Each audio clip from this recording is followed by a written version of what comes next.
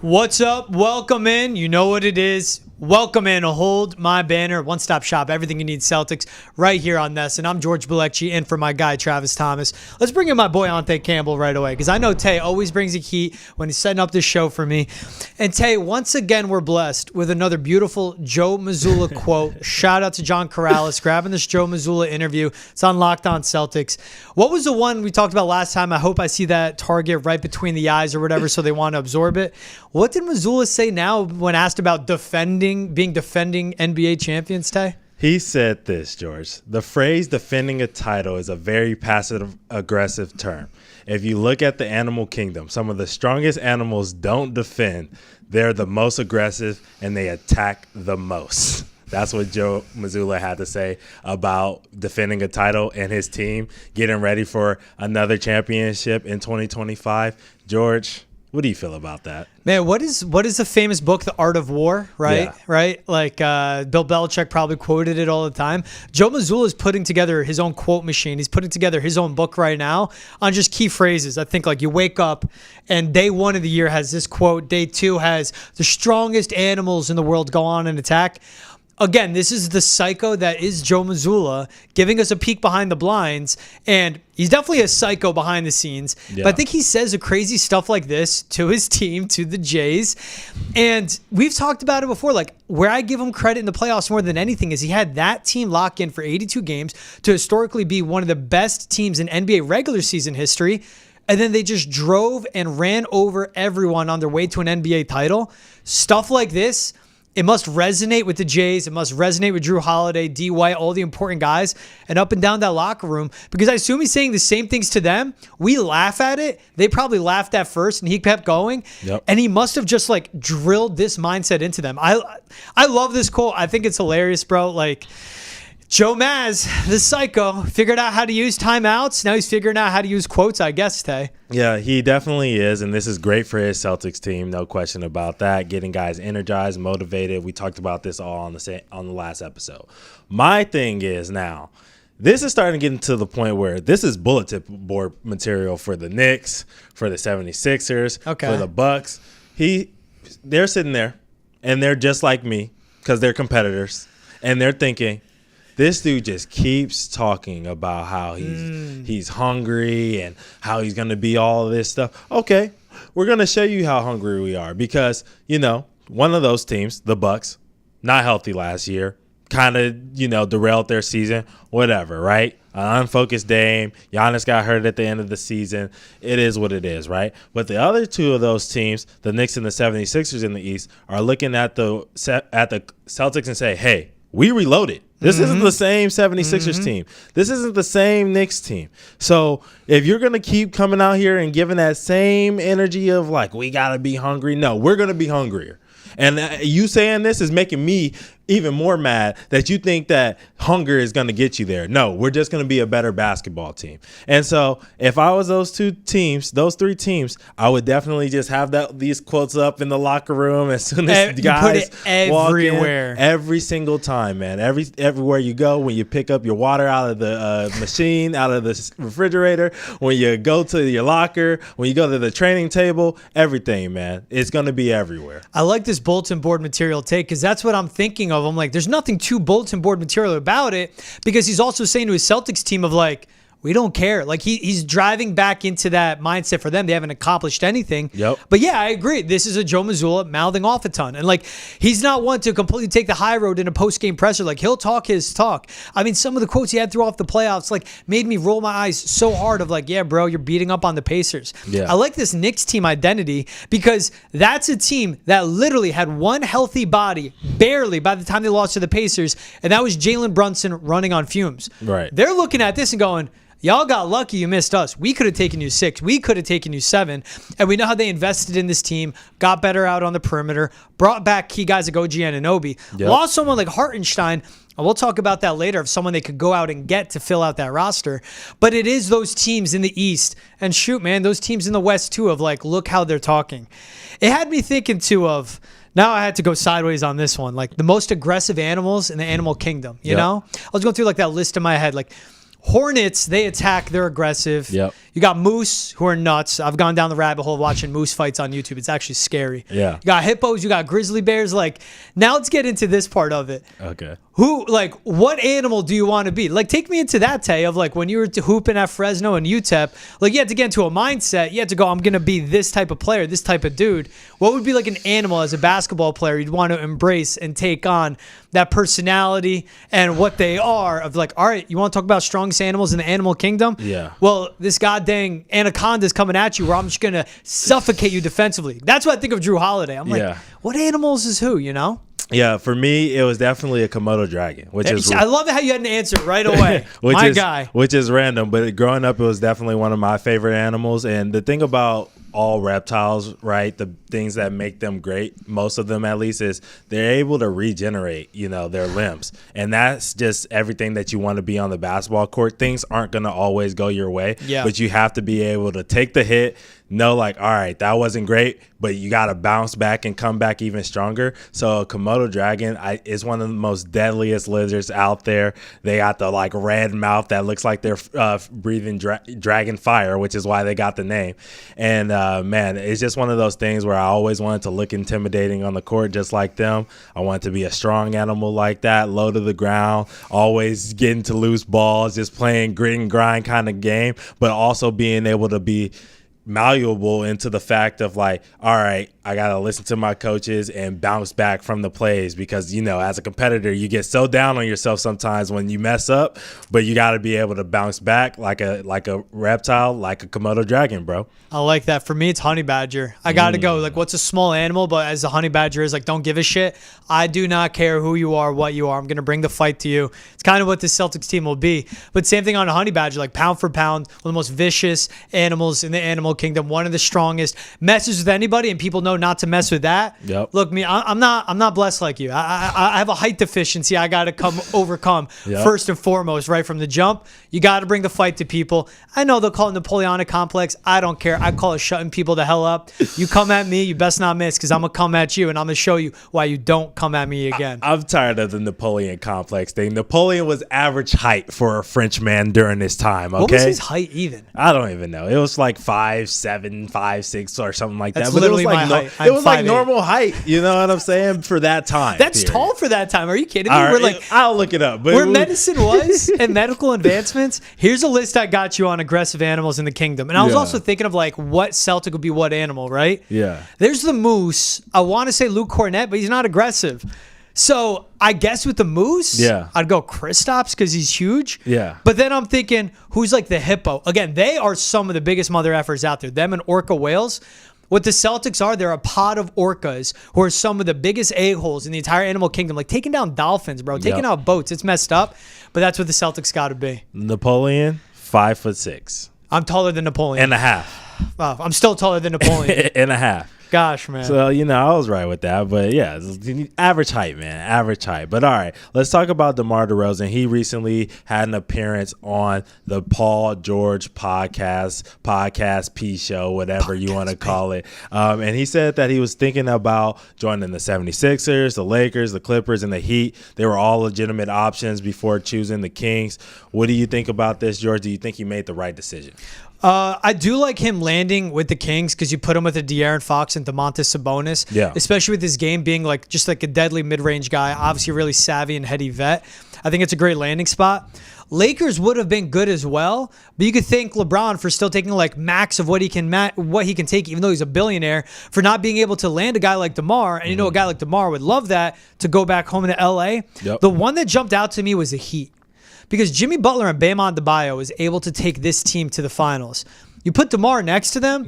Does it push him over the top? I don't know. But damn, that makes him a really good team once again. And then I also have to think of who do they lose if they bring on a DeMar DeRozan. I'd be fine with a Tyler Hero getting told to walk from Miami because you'd have Jimmy, you'd have Bam, you'd have DeMar, you'd have a healthy Terry Rozier, like a scary Terry on this fold. And DeMar is a type of player that would embrace and love. We hear it all the time, but you need those guys. He would love a Heat culture because this is a guy that cares about winning. That 76ers one jumped out to me too. I would still see a gelling, But man, I mean, like they're averaging between their big three, 145 million a year. Like that's the average, not even getting into who actually owes what. Right. There's no way they would have been able to afford a good team. And I think their big three of Maxey, Embiid, and Paul George is better off than if it was DeMar there instead of Paul George. Because I can't see Paul George and DeMar being in Philly with Philly being able to afford that. Yeah, it's one of those things where I would have liked to see DeMar take a 1-year deal, you know what I mean, with the 76ers.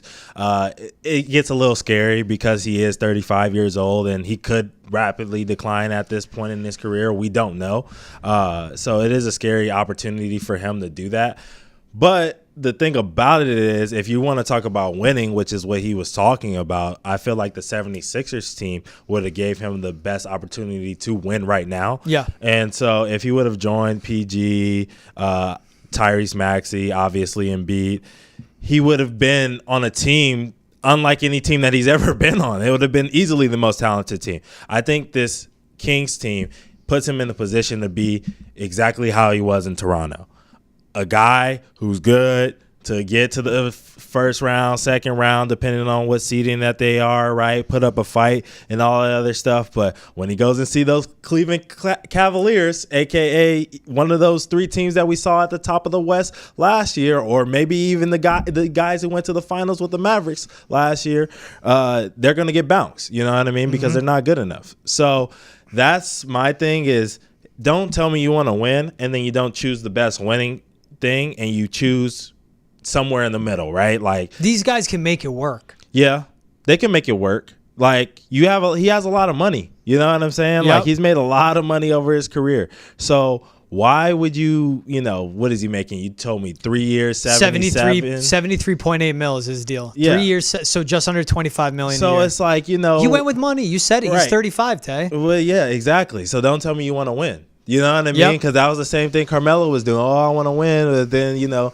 take all his money. Same thing Bron's doing right now. Same thing Kobe did when he was towards the end of his career. Oh, the Lakers need to build a team around me, but then I'm going to take half the money of the roster. I know, take that 2-year deal on my You know way what out. I'm saying? So it's like, don't tell me you want to win, and then you're going to go take up, you know, 20, 30 million a year. That doesn't make sense to me. You know what I mean? So that's my only issue with it. But I think that this team is going to be good. It's going to be good compared to his Chicago's Bulls team. Oh, my gosh, yeah. You know what I mean? This is a second round playoff team, depending on the matchup, right? Yep. But I can't see them, you know, who knows? It's a health thing now in the NBA, so maybe they could get a Dallas Mavericks run. Maybe they could get a Phoenix Suns run from a couple of years ago. You know what I mean? And just be the healthiest team in the West and make it to the finals.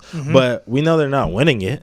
So it would be his first time being there, so I understand that's success in his eyes. But winning is winning a championship, especially if you're a Hall of Famer like DeMar DeRozan. Yeah, it ain't winning a playoff round.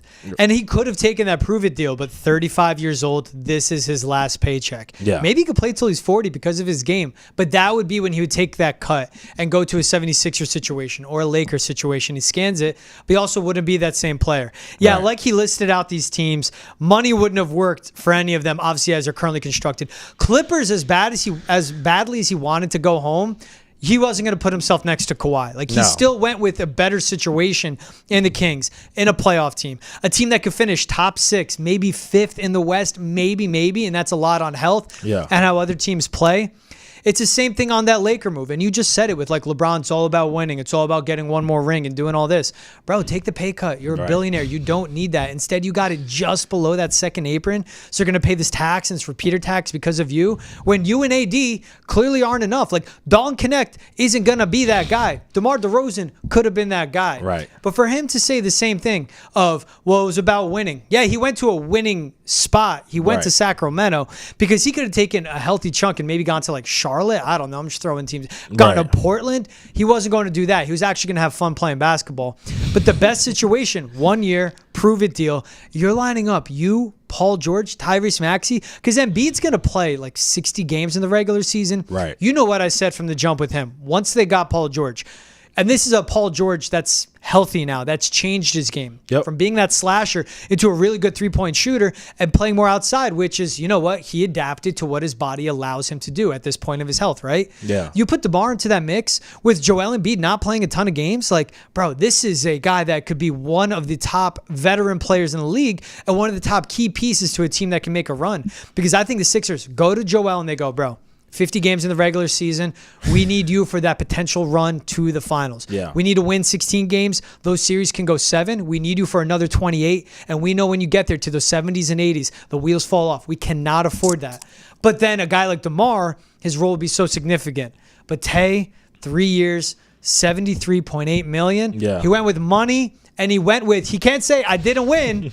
Because he's going to win a playoff series. But you're right, bro. At this point in his career, it's about getting that ring.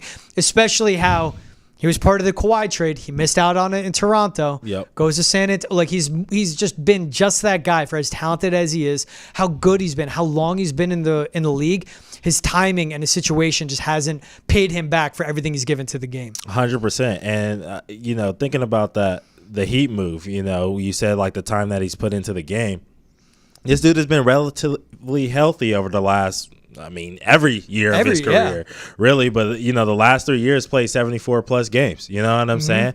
I don't see a 35-year-old going to the Miami Heat in the state that they're in right now. And you can say, oh, yeah, winning, blah, blah, blah. But, like, they haven't really, they had the finals runs. Since those finals runs, they haven't really had much success in the playoffs because guys haven't been healthy. I wouldn't risk my career at 35 years old being over to go in wearing knee pads and mouth guards to the first day of practice. That's crazy. You know what I'm saying? Or getting them out 40 games into the season, as I've heard from many of Heat players that they do that. So it's like, dude, we're 40 games in and you're telling me I got to put in a knee brace and a mouth guard and all this other stuff just to practice? Nah, dude, that's crazy, So I think DeMar made a good decision, the best decision, not necessarily. Was Philly. And it's even if he went to Miami, he can't be 100% certain that Jimmy would be there when he needs him. Exactly. That's the thing, anybody, not even just Jimmy. Well, Bam, Jimmy has to want to play basketball. I know. I get your Heat culture take and how hard they practice 1,000%, because it's the same thing. Well, he could go to Philly and it's not 100%. Joel would be there, and I'm fine with that. But that's something you signing up for with Joel Embiid and the red flag that has him. Jimmy Butler has to want to play basketball. Yeah. Like, he has to be there in the regular season. He has to be there in the playoffs. Pat Riley called him out for that in a press conference. So that says a lot about it too. Yeah. We're the same on this, man. Philly is a team I continually watch of, let's see what we get. Let's see what Embiid is. Because if he is there, they have potentially the best big three in the NBA. Yeah. Maxey, PG, and Joel Embiid. There's a lot of question marks on what they can be. Right. You threw in a DeMar DeRozan there, and that would help a team like that get to the finish line of being healthy and playing significant minutes. Yeah. And a guy that is executed late, like, he checks every damn box. Yep. Maybe he'll prove us wrong. Going to the Kings in a good situation. At least he went to a team that's going to be in the playoffs, going to be in the mix. Yep. And a veteran like him will elevate that whole team. We talked about their main guys, De'Aaron. We talk about Domantas Sabonis. Yep. But what about the Keegan Murrays, the guys that they have that are still important, good scores, but then a DeMar, what he pours into him will make him a better player too. Yeah, it worries me with the spacing. It worries me with the spacing with the Kings. And I think with that 76ers team, we know it's going to be a little bit better with Maxey and PG being great shooters and Embiid even being able to step out to three, which Sabonis doesn't really do as much, you know what I mean? So that dedefinitely worries me. But all right, that's enough about DeMar. Let's talk about the Rockets. You're going to move on from your boy DeMar like that? Yes, I am. Wait, what high school did he go to in LA? Compton, man. He went to Compton? What high school did you go to? You went to Brentwood. Yep, I went to Brentwood, and he went to Compton. Number 10. That's what they call it, Comp 10. That's like if you're ever in Newark, it's Newark. If someone's from Newark, they pronounce it Newark. Yeah, you're like, what, bro? Did you grow up watching, going to any of his high school games? Yeah, I didn't go to any of his games, but I knew who he was in the city. He was, before I really started taking off with my basketball experience and stuff like that, he was a lot, older than me, but I definitely knew him at SC, and he had the city on fire, so him and Vucevic. So that was definitely a fun time to be a USC Trojan fan. So yeah, bro, it was dope to watch him. Him and Harden, man, everybody knew who they were. That's for sure. That's for I mean, sure. you can't doubt it. I mean, that talent is undeniable. Comp 10. Say Comp it right? 10. I said it right? Comp 10. You Comp know 10. what I'm saying? Bro, they're going to see me from, I mean, they're going to know I'm not from there. I'm Scream Jersey. But also, they're going to hear me say Comp 10. They're going to be like, stop posing, man. You're not from here. Comp 10. You know what I'm saying? But all right, man. Houston Rockets, obviously. Interesting team, man. An interesting young team. George, Yeah. Ime Udoka is supposed to be coach of the year. We'll talk about that in a little bit. How do you feel about the Rockets' upcoming season and their off season? This is this is such a interesting season because there's so much that this team can accomplish with a really good coach and a talented young roster. But also there are like only 15 spots and they have so many guys due to drafts, making trades, making signings. Like there are only so many guys they can keep and they can play. Like what are we going to get from someone like a Jalen Green, like Alperen Sengun? We saw him having such a good season last year and they shut him down because they look like, hey, we're a 41-win team. We're not going to make it into the playoffs. They just missed about like 5 games, I believe, missing out on that last play-in spot. Yeah. But they know what the core pieces are. Sengun, Jalen Green, even a Jabari Smith Jr. And they have good shooters throughout this roster. Yep. They drafted your guy, Reed Shepard. Let's see what Amin Thompson can do if he takes another step, which he should. I have so much belief in the Rockets because of a head coach like Ime Udoka and because of the talent that they have as well. It is... Can you get young guys like that to respond to a hard coach like Ime Udoka? We saw it here in Boston, Tay. Yeah. Like, this, in my opinion, should be a playoff team. Like, they can be the 8th, 7th best team in the West. It's just also that West of how packed it is. And when teams like the Pelicans, teams like the Kings, we'll see what we get from the Warriors. Like, those teams being better, that's what makes it a logjam. So, like, I think they get into the playoffs. I want to say it. I want to get ahead of it. Yeah. And that is me buying into. And I know it's going to be like, that's going to be tough, bro. Like, what can we get? But I saw the growth we've seen from Jalen Green, at least with his offensive game. Yeah. But does he continue to mature and play into his system where he knows that his talent and everything he does can still be brought out? And he'll still make plays. Like, but it's not like you can't make plays for Jalen Green. You got to make plays for the Rockets because you know you will get your opportunity. That's what I need to see from him. And it's even the key pieces. Like, they got a Cam Whitmore in last year's draft out of Nova. You still have Dylan Brooks, who could be that veteran guy, that defender, the guy that takes the bullets. They go out and get a good shooter and a good piece, someone that knows how to move without the ball in their hands, like Reed Shepard.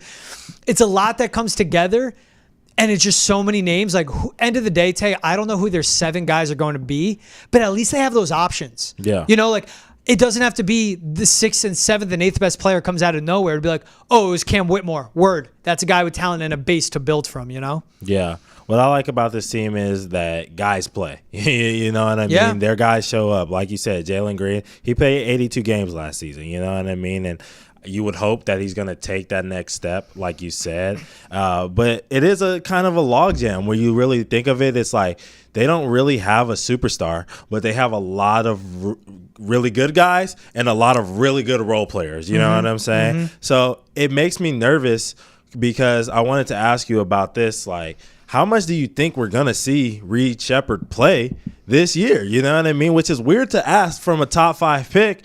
But, like, when you look at their team, they got Fred VanVleet. They got Jalen Green. Aaron Holiday was a great role player for them last year who they re-signed, which they didn't have to do. They could have let him walk. But that shows you that they like him. You know what I'm saying? Then they have Cam Whitmore. They got Dylan Brooks. They got a man. You know what I'm saying? So they have a lot of really good guards and wings on this team.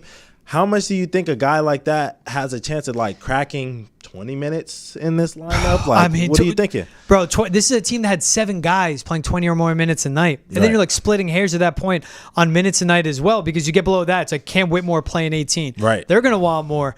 And Aaron Holiday playing 16. They're going to want more. And then I'm like, all right, well, Reed Shepard could bring the shooting. They got plenty of that as well. Yeah. Whether it was, like, someone like a Fred VanVleet, Aaron Holiday, Jabari Smith, Tari Eason, Dylan Brooks, like – I'm listing off names, and I'm not just doing that to do that. That's where it's like, that's why with this team, like, I don't know where they go. Yeah. You got 15 spots. You got 1 ball. You got so many guys that can contribute. So that's why I think it's a team that can rise to the playoffs. But this is also going to be a front office of going, like, we need to figure out who those 8 guys are. Right. Hey, you know how it is, man. You get into the playoffs. You could be 9-10 deep. Awesome. Good for you. Yep. There are 6 to 7 guys, maybe 8. That actually play in the playoffs and contribute in those key moments. So, but let's get into what you asked about Reed Shepard breaking in. Yeah. It's his shooting. It's his offensive game. Can he pick up this defense on the NBA level? Like, that's a thing of you're going to play for Ime, and do they find a way to hide him as well? Yeah.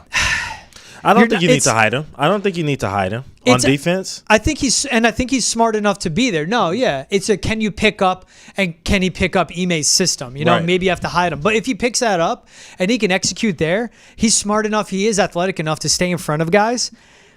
Like, who do you take off in this? Like, that's what I don't know. It's tough. Of all these minutes, all these points they play. And it is someone where, all right, what's a guard? Like, is he going to take away from Jalen Green? Like, maybe it is Fred VanVleet. Like, man, you're good. You're a vet. But also, how would Fred VanVleet respond to that? And then does that kind of like put a siver through the locker room as well, you know? Yeah. It's not going from Jalen Green. He's going to be a guy that puts pressure on these dudes. That's for sure. Could be in a good what I'm way. saying? You know, Aaron Holiday was that guy for them last year who came in and played defense at a high level, and he knocks down the open three, and that's, you know, a lot of the things that Reed is supposed to be projected to do coming up in his future career. But, like, bro, I don't get why, like, they picked him, to be honest with you. Like, I think he's like second or something like that in terms of these betting sites of rookie of the year or whatever.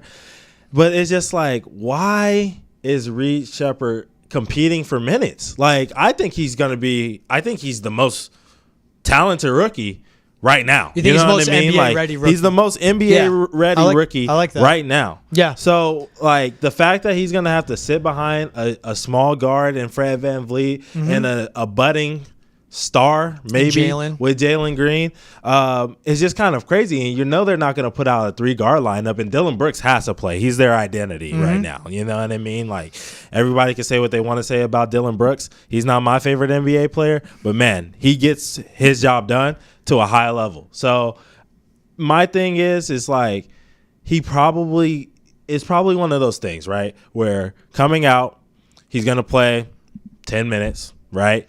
And people are going to blow up on the internet because his 10 minutes are going to be electric, right? He's going to have a steal, you know what I mean, 2 threes, a nice couple of dimes, and you know what I mean, and a crazy block or something like that. And people are going to be like, whoa, why is this dude not playing? You know what I mean? And people are going to be like, hey, Houston's winning. You know, that might be the answer. Like, Houston 5-2. You know what I mean? Houston's 10-6. You know what I mean? Like, so why not let them? Why change it up if it's working?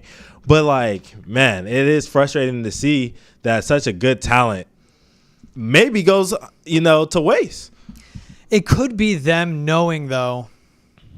And again, of why I think short-term and long-term with the Rockets, like, you can't have any conversation with them. You could have it with every team. Yeah. But bear with me here. They go out, they get a Reed Shepard, 6'2", 190, great shooter, off the dribble, catch and shoot, but also a good passer, like, just so smart. Yeah. And knows how to control the game, as you saw him with Kentucky, on a very talented Kentucky team, and never got lost on the floor, like, always stood out. And to your point, like, NBA ready. Is it looking at a Fred VanVleet and going, all right, you're about to be 30, you're going to get into the last year of your contract after this? And it is, in a way, it's so nuts to say, but like a redshirt year for Reed Shepard, you ease him along. And then when Fred VanVleet's on the way out, he's picked up the NBA. So you live with Shepard only playing like 10, 15, maybe gets to 18 minutes a night. Yeah. And then when he steps into the role of being a 25, 30-minute night a guy, when VanVleet goes out, then you have him on the floor with a Jalen Green, with an Amen Thompson, with a Sengun. Does that, like, can that work? That's what I wonder. Right. And that's where it could have simply been a front office of going, we're getting the best available. Ime, you get him into a good defender. We already know he's a good guard. He's NBA ready. Yeah. But we got to look at, and again, a guy like him with the second apron coming down, we're going to pick him now because we know year one he's ready. We know year two, when we get someone like Fred VanVleet off the books. Bro, that was like, what is it, 3 years, 120, maybe 130 was his contract? Yeah, like, when that gets off the books, then we have this rookie contract. Like, that's where it could be. It's a slow approach with Shepard. And it's nothing against him, but it shows how much situation matters in any of pro sports, especially in the NBA. Yeah, I just feel like I have a little PTSD with that because of like the Warriors and Jonathan Kuminga and like Wiseman, you know what I mean, as well. Like, I don't want to see a young guy get kind of lost in the shuffle because he's playing G League games when he should be getting real NBA minutes. I'm not saying that he needs to start. He just needs to get real NBA minutes because he's ready. We saw it in Summer League. He was lighting it up. He had everybody like, whoa, who is this dude? And I already knew. I kept telling you and Travis, like, yo, this my guy. This kid is real. He's ready to play right now. Like the Kentucky guards, like they're serious. So him and Rob Dillingham, I was super high on. So it's kind of frustrating for me to see that, San Antonio went in another direction with Rob Dillingham, which we talked about, and sent him off to Minnesota. Hated that. And now he's going to get less time. And now I got to see Reed, you know what I mean, sit behind Fred VanVleet, who's a great NBA player. Don't get me wrong, but he's not I don't think his ceiling matches what Reed Shepard's ceiling could be. So that's my thing. I want to ask you really quickly, and then we're going to move on. Yeah. Any bets you like from this team? I do like them to get into the playoffs and shop around and find a number. But again, we're talking ceilings now. We're talking for teams. Yeah. Their ceiling is a playoff. And I just go back to him watching what Ime Udoka dealt with. Yeah. His last season here in Boston before he ran himself out of town. He's the reason he didn't win an NBA title. He's the reason he's not still in Boston. Yeah. But that was such a tumultuous season by the Celtics where they could never get it right. And then you saw a click at the end of the year. You saw a click really after New Year's. Yep. And then get into the playoffs and play that winning type of basketball. I just believe in the coach a lot. We've spoken ad nauseum about the talent. Yep. I believe in the coach that comes from the Popovich coaching. Is around the league, and I saw what he did up close with Boston. Yep. Get him to Houston because of Ime. I like that bet for them to be a playoff team. Sure, I might be rolling into it if they get into the playoffs, and you mentioned it, like Ime Udoka, Coach of the Year. I didn't see what the number is on that. What are the odds? Is he the favorite to win Coach of the Year? He is. It's plus 850, tie with Coach Tibbs. So yes, he is the betting favorite. So the narrative of the Knicks would be what gets Tibbs that job, but at plus 850, man. And if it is, these guys are clicking, Thompson makes a step, Sengun, you have him for 80, 82 games. Yep. We saw Jalen Green do it. And they get into the playoffs. And think about it, if they get into the playoffs over a team like the Warriors, what that says about them or what the battle could be in the West, I think I like that bet. Especially, that's a long shot, man. That is clear. If 850 is a betting favorite to win it, it shows how wide open the field is. Yeah. And I like those two going chalk isn't boring. Of it's either Ime, of a team that can exceed their ceiling, get back in the playoffs, or it's Tibbs and that Knicks narrative of them being a 2 or 3 seed in the East. Shoot, maybe the Celtics, they approach this different, especially how banged up they are, and they go, we're cool with not getting the 1 seed, and maybe the Knicks get that 1 seed, and then it's how do you not give it to Tibbs? Again, because he's in New York, it's Jalen Brunson, it's a New York Knicks, and it's bing bong everywhere, bro. Yeah, I mean, I'm 100% with you. I think Ime definitely has a chance, but that narrative with the Knicks might just be right, that a alone. little bit stronger, bro. You said Tibbs, and I was like, yeah, I know. Deflated me. It is. It's tough. All right, let's do this. We haven't done this in a while. Wicket or kick it. Let's go. We're starting off. We got to bring it back with our boy, Jason Tatum. George, how do you feel about this fit? You know what? Where was this? Lincoln Tunnel? So, he's in New York. It's New York Fashion Week. That's where all of our pictures are coming from. We actually got 3 J's instead of 2 on this episode. We got him, Jordan Clarkson, and Jared Vanderbilt, just giving you guys a little preview. But, yes, New York Fashion Week. You know more about New York than I do. But, yes, that's where Jason I got to bring you through one day. You know me. I saw Lincoln Tunnel. I see New Jersey. My eyes perked up. I'm big on plaid pants. If you get that fit off right, yes. One of my favorite pairs I got, they're olive green, light black stitching for the squares. You can rock that so many ways, and I think the simplicity of this fit of going with the plaid pants, you'll end up he's got Travis Scott's on, all black Nikes, smart. It's how perfect it's all put together. All black Travis Scott's, plaid pants, white tee, tucked in. I'm a little there. You could have gone long tee so it's below the jacket. I'm not a leather jacket guy, but maybe that's because if I put it on, then people are just going to come up to me and be like, hey, how you doing, man? You're from Jersey? JT pulls this off down in the sunglasses. He could go a funny fit sometimes where I'm like, JT, what are you doing? Yeah. This one's perfect. This is wicked, bro. This one, you know what it reminds me of, George? He looks like Lucky the Leprechaun. That's what he looks like with these pants on, bro. What? There's no green. Hold up. No, I'm kicking that. I'm not. I'm not rocking with these baggy 1960 leprechaun plaid pants that he has on, man. I'm not rocking with the jacket. It looks like he needs to be wearing a top hat on this, but like he's also got freaking Jordans. Why are you wearing Jordans with this fit, man? Like I was thinking you go boots with this. Yeah, bro. Like I understand he's a Jordan athlete, blah blah blah, whatever. Okay, we you go get black Chelsea boots. Maybe go a nice pair of Doc Martens. But like, yeah, these Travis Scotts, man. These are played out, bro. Like he's worn them. I've seen them at least 4 or 5 times out of him. He's got NBA Jordan money. He's got his own signature shoe. You know what I'm saying? So he can get whatever Jordan he wants. Oh, bro, Why are you rocking those 8 times a year, bro? I don't want to see him. He's going black with the black on this one. You're hating. I'm hating. I'm going to kick it on this one. I love JT's game, man. The LA and you's coming out because you would never rock leather. I mean, not in your mind. It's also the summer. Like, what is he like? This just looks like that. Yeah, bro. I mean, leather jacket in the summer is like wild to me. Yeah, bro. You don't need short sleeve button up. Go with this one. Yeah, bro. I'm not with it. But all right, let's switch it over to another guy. Like I said, we have Jordan Clarkson and his fit from one of his many fits, of course, from New York Fashion Week. George, how do you feel about this? Bro, fit? Kick it. Like we want to kick JT's fit. What the hell is this?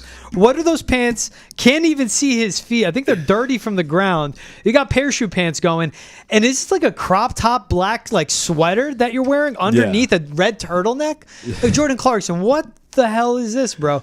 He's got style. He's got steez. Like, he's got Riz. He's got it all, man. I like the shades, but, like, this is a complete kick-in. Like, this is an awful fit. He could have been at Fashion Week. Again, I don't care if you're at Fashion Week. This is not fashion. You look dumb kicking this. Did you just say yes, steez? Style and ease, man. Misusing the steez there, though. Oh, my God. That's hilarious, bro. You're bringing out the skateboarding comments right there with that one. Yeah, this one for me is bound to fall in love. Honey. It's a Kanye fit. So for that, it's a kick it. This is terrible, bro. Like, bro, that's bad. Kanye wouldn't wear this. No, Kanye would definitely wear this, bro. He would definitely wear this. That sweater would be like 4 times bigger, like 5 times XL. Did you see the $25 shirts that he was shipping out? They look just like this, George. Just like this. I absolutely terrible, man. I gotta go kick it on this one. This one's gotta be like a 1.1. I'll give it a 1.1. For the amount of assists that Jordan Clarkson averages. I'll give JT a 7.2. You're giving this a 1.1. I'm giving this a 0.8. Like, you're wearing something, so you're on the scale. Yeah. Like, there's no such thing as a 0. Everything's between 0 and 10. This is a 0.8, bro. I don't think it gets any better next. And I'm going to give JT a 5.9. 5.9. All right, let's switch it over to another fit. A guy that's a Celtic rival from the Lakers, Jarred Vanderbilt. What do you think of this fit, George? I hate this one. Give those shoes to JT and maybe his fit looks a little better. Yes. Did my 100%. my guy get lost on his way to the motorcycle gang gathering as he's tripping on acid in Amsterdam? Like, there's so many different ways. Also with these shorts and that big ass belt, like, what are those shorts? I'm not a baggy fit guy, but like, people can pull off a baggy fit. Like, JT does that. Yeah. But these shorts, you got to iron those, bro. Steam them. They're all wrinkled. What's this design? It looks like he picked up a piece of pavement or took a picture of pavement before he went to his designer and go, I want shorts giving me pavement energy. There's nothing good. Like, only show is, I mean, he's just wearing black sunglasses and a backwards MLB fitted, and the shoes are all right. Like, this is, would I give Clarkson a 0.8? This is a 0.2, bro. This is like, there's nothing up. You can't wear this. Jordan Clarkson walks in, you go, all right, I see it. Like, I get it. This is a 0.2. Like, there's nothing here that works. What's this vest, hey? What is that? I'll tell you exactly what it is. Is that it looks like a garbage bag. It's a hated it or love it, the underdogs on top. Like, I'm gonna grind, homie, until my heart stop going. Even me, I'm Raps MVP, and I ain't going nowhere. So you should. But 50 could pull that off. He'd wear a bulletproof vest with a tank, with jeans and Timbs. And you know what? He'd pull it off. There's nothing being pulled off about this. That is not even close, bro. We can pull up that 50 image, bring it on the back, next wicket or kick it. Let's break that down. This isn't even close, bro. It's a garbage bag. You know what I hate about this, man? I'm glad that we pulled up the picture of his shoes, man. Everyone just throws on these like chunky clog boots and thinks it's fashion now, bro. Like these have to be retired at this point. I'm not gonna lie to you, bro. It's been a trend since 2020 to wear these shoes. Let it go, and it's always Prada. Like, what NBA players only wear Prada. I don't even want to know the price tag on those Pradas either, bro. Like, and then like that droopy belt. That's what's making me the most bro. mad I hate it about this fit, droopy bro. belts piss me off. The droopy belt, like, bro, tighten your belt up, man. Like, it's too big for your body if it's drooping off of you like that, bro. Like, what is that? He wanted to go in 5 different directions, and he honestly had no idea what direction he wanted to go in. Like, legit, from the clogs that should be with JT, and maybe that makes it a little better, to the high white, the mid calf socks, like those are high at that point. The high white socks, like if you block him out image by image, our director Jay is a stud, by the way. Jay, zoom in on the feet for me one more time, because when you zoom in on the feet, that is a schoolgirl in like Plymouth, Massachusetts in the 1780s. Now let's go up to the shorts. This is a 7th grader in like 2007 with how baggy they are with that loose belt. Again, I can't even get that design. And then go up to the top, Jay. You're phenomenal. I appreciate Jay Saracen. Shout him out for this. Whatever this is, it is a garbage bag. This is something, I think you would see it, bro, like late 90s maybe at some weird concert. This is what I give it? This is a 0.2. I'm being generous with a 0.2, bro. I think this is the worst fit I've ever seen since you've started this thing, which I love what you do. You know what I'm going to give it? It looks like he's holding up an Arthur fist when we were fanning through the Zoom. I saw it. I'm going to give this an Arthur fist out of 10. Take that how you mean it. That's but a 0. This is a kick it. You gave it a 0. There's no zeros. This might be a 0, bro. Oh, man. It's also, is this in New York City? Yeah, this is. Bro, you can't wear this in New York City. You're gonna get clowned, my man. Where's he from? Where is Jay Vando from? I don't even know. I don't want to. We don't. While you look that up, we're gonna switch topics. Robert Williams is being talked about as a possible trade. He's from Houston. Asset. That explains it all. Oh yeah. He is a Houston guy. That makes sense. The Houston guys are crazy, but so it makes sense. But all right, yeah. Robert Williams is getting talked about for a possible trade. George. Obviously, Celtics Nation is talking about bringing him back. Me and you talked before the show. That can't happen. No. What contenders do you think he should actually land at? I wasn't going to go into making the money work, but you can match it. You at least, like, you can't just trade draft picks anymore with the new CBA to get Robert Williams on. Yes. I got to start with the Knicks because they lost Isaiah Hartenstein. Now, he's not going to have the offensive game that Hartenstein did. Yep. And it sucks because you have Mitchell Robinson, who's also dealt with his injuries. But this is a guy that can you get him in, and who cares about the regular season because your team is deep enough. And Robert Williams playing for Tom Thibodeau is a nightmare match made in hell. Not in heaven, in hell, because he will break him within a week. Yep. That's where you have to talk to Tibbs. If you're Jalen Brunson, go, we're not playing him. We need him for the playoffs. He's matchup dependent, and he can help us out for like a Bucks team or a Celtics team or anybody where he's a shot eraser. So I go Knicks. I go Bucks too with Brook Lopez, 36 years old, getting up there in age. Yeah. Again, a guy that you bring in for the playoffs. And I think Kings too. Sabonis is our offensive guy. Leaves stuff to be desired when it comes to defense. I like Rob Will with either the Kings, the Bucks, or the Knicks. Yeah, so I was right there with you with the Knicks. They were the team that I looked at first because they lost Hartenstein. We know Mitchell Robinson can't stay healthy. Yeah. But my thing is, neither would Robert Williams. So I landed on the same thing that you said. You got to go with the deep team. Quick, because we don't have that much time. I also like the Kings. I think that would be huge for their team. I think they're starting like Yessie. I don't even know how to say his name. I'm not even going to butcher it, but they're not starting a guy I know too much about at center. So I'm nervous about that with them, obviously, after DeMontis. And then I would like to see the Grizz. We just talked about the Grizz and how they need some more size. Now you're I would talking. love to see Triple J slide to the 4 because that's really what he is. And he's not a 5 in this league right now. He does a lot of the things Robert Williams does, that a lot of the things that Triple J doesn't, that I talked about last episode. Robert Williams rebounds and he's a physical big. Triple J's not really that, so it'll be perfect to slide him in there. Also, the Pelicans, bro, they don't have a center as well, so I would love to see Zion kind of get another guy who's down there to send shots away, get rebounds. That way Zion can really play more of a guard-esque wing kind of game and stop being so bang. So those are the teams that I would like to see Robert Williams. We floated Celtics. In theory, it makes sense of you're not going to have Kristaps until December, February. Just sit Robert Williams and bring him in when you need him sparingly in the playoffs, as we saw. But that would mean shipping out Al Horford. The Celtics are not going to do that to Al Horford. No. After what he's meant to the city, what he's meant to this franchise, what he's meant as a leader, because there'd have to be an Al Horford, Jaden Springs, maybe Queta, maybe a Sam Hauser before his extension kicks in. But they're not going to do that to him. I would like to see Time Lord land with a contender between the Knicks, between the Pelicans, different types of contenders. We see that. Hey, he's Ante Campbell. I'm George Bilecki. This was Hold My Banner. Wherever you get your podcast, please like, subscribe, rate, download, and review.